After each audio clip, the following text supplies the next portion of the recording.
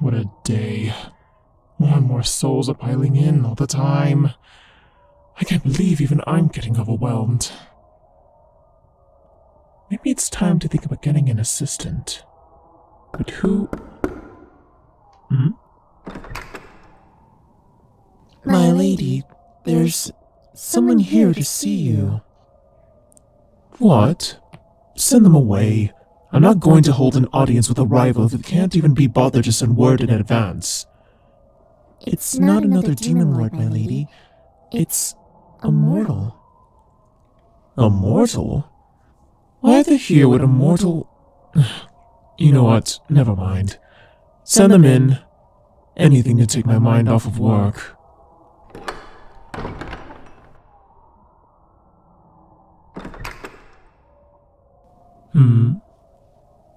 Well. You're awfully far from home, aren't you, little mortal? It must have been quite a journey. Before you tell me what you want, I want to hear how you got here.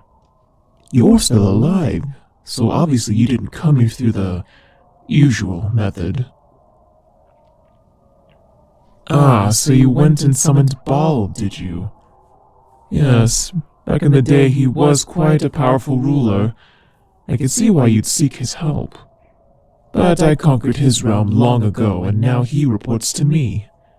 It must have been a surprise when he said he'd take you to his master. Oh, you thought he meant... Oh, you think I'm... No. I'm not the ruler of hell, though I do have dominion over a portion of it. It's awfully presumptuous of you to ask my name, seeing that you haven't given me your own. And you haven't even bowed to me yet. I forgave that oversight due to my curiosity, but if you don't want me to take your soul, I suggest you kneel and introduce yourself.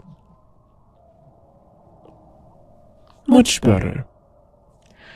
I am surprisingly pleased to meet you. My name is Onoskelis. I'm what's known as a demon lord, basically one of the upper crust down here. The more followers a demon has, the more powerful they are. I've gathered a considerable number of demons under my banner in recent years.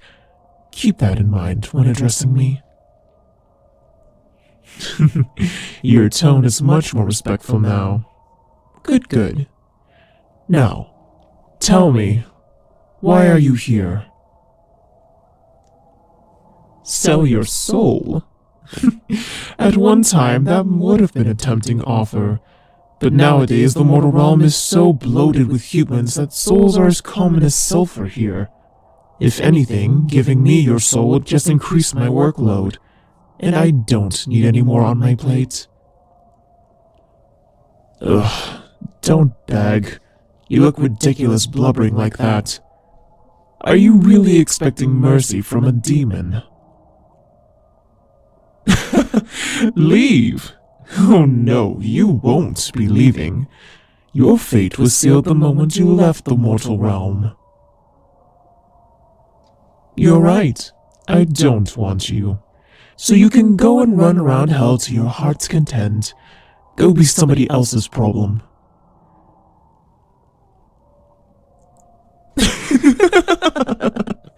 Oh, I just can't keep a straight face with you crying like that.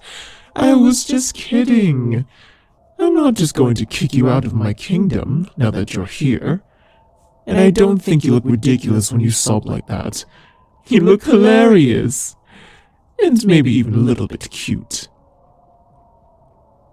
Oh, don't be so indignant. I'm just having a little bit of fun. I'm a demon. I find human suffering immensely entertaining.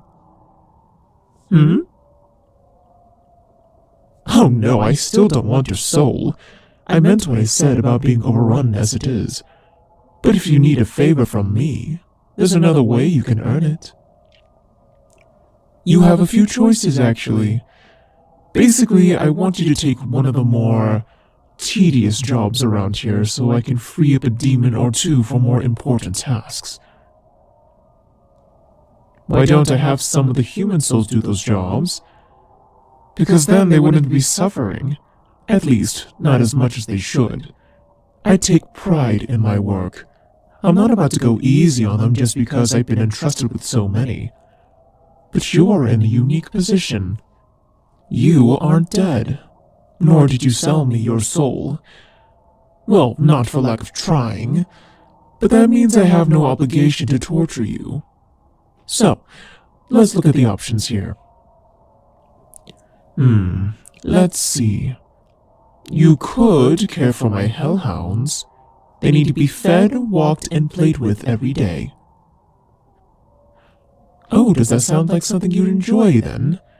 I'm glad, because that would actually free more than 1 or 2 of my minions. I lose so many good workers to those mutts. Well, hellhounds aren't just regular dogs. They're about 5 feet tall at the shoulder, powerfully built, and vicious as a starving bear. To be honest, sometimes I wonder if it's worth keeping them around with how often their caretakers have accidents. But so many of the damned here have a fear of large animals, it makes it hard to justify getting rid of them. Oh, you've changed your mind? Oh, shame. Oh, what else? I could have you stoke the Pit of Fire. It's a place we keep souls in between torture sessions. Yes, the name pretty much sums it up. Souls can't die since, they're already dead. So we just toss them in there and they're pretty much in constant agony until we take them back out. Just keep them in there. I told you before, I take pride in my work. If you really want a human to suffer, you can't let them get adjusted to it. Anyways, you'd be helping to keep the fire burning as hot as possible. Feeding it fuel, fanning the flames, etc., etc. As you can imagine, it's hot as, well, hell. And it's backbreaking labor to boot. I actually used to make souls do it as a form of punishment. But you never know when one of them is going to decide they actually enjoy doing hard labor. You mortals are weird like that. So you don't think you're one of those? Fine. I had one other job in mind. I could have you help with my work directly. I'll admit, I have reservations about employing a non-demon tormentor, but I suppose I can at least give you a chance. That's right, a tormentor.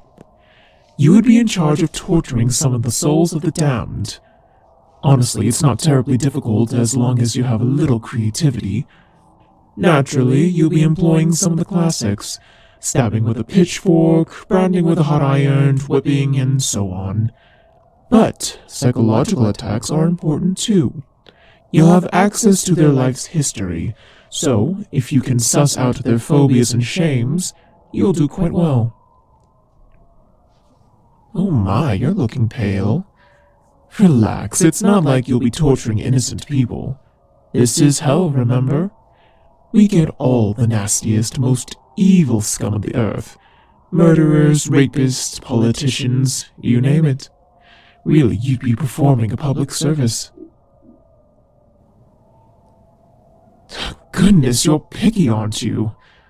Well, those are the 3 jobs. You better pick one fast before I decide to take your soul after all.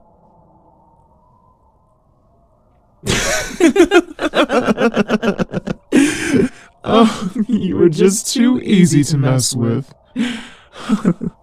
You looked like you were going to faint.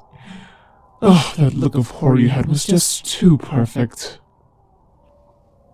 It was all a joke. I'm not going to give you some horrifying task. I'm actually starting to like you, you see. I wouldn't mind having you as a court jester, but I wouldn't waste you on something frivolous like that. So, here's the real job offer. I want you to become my personal assistant. You see, I think I could find ways to make my torturing methods more efficient, less labor-intensive. But I'm getting so caught up in the daily drudgery of just keeping up with demand that I don't have time to figure out how to innovate. But if I had someone to handle all the little things for me, then it would be a different story. Basically, your duties would be to travel around my kingdom, collect reports and ensure quotas are being met, and deliver messages. It would be challenging, to be sure, but that sounds a lot better than my other suggestions, doesn't it? I mean, I suppose you could pick one of those, if you really want. Oh, so you'll accept? I'm so glad to hear that. I was actually going to select one of my minions to do it, but you came along right as I came up with the idea. The timing was so perfect, it felt like fate. What's that? Oh, that's right. You came down here to make a deal. All right. Tell me what it is you want from me. If it's in my power, I'll make it happen. Since I'm feeling generous, if I can't do it, I'll return you home safely. Huh. I wasn't expecting something so noble. Don't people usually pray to God about that sort of thing? Well, regardless, although I can't exactly say you made the right choice by coming to me, I can tell you that I can definitely make that happen. In the meantime, my servant outside the door will show you to your new living quarters. Get some rest.